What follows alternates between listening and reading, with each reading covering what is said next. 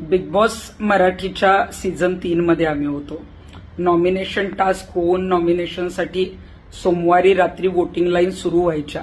आता नेमका nomination task आज गुरुवारी दाखवला जातोय. रात्री 10 वाजता वोटिंग लाईन सुरू होतील आणि शुक्रवारी एकच दिवस आहे. शनिवारी तर तो सदस्य घराच्या बाहेर जातो, जो रविवारी आपल्याला एपिसोड दाखवला जातो. म्हणजे नेमकं वोटिंग किती दिवस करायचंय, एका दिवसाच्या वोटिंगवर या सदस्यांची जी आहे ती मोजणी तुम्ही करणार आहात का? आणि याआधी कधीही सोमवार मंगळवार नंतर कधी नॉमिनेशन टास्क किंवा नॉमिनेशन डिक्लेअर झालेलं नाहीये. तर मला वाटतंय की एक दिवस हा पुरेसा नाहीये. गुरुवार नंतर एकाच दिवसात किती लोक वोटिंग करणार आहेत आणि त्या वोटिंगवरून कसं काय मोजमाप केलं जाणार आहे? आणि ही पद्धत का बदलली आहे? कारण हे एकदम आश्चर्य करण्या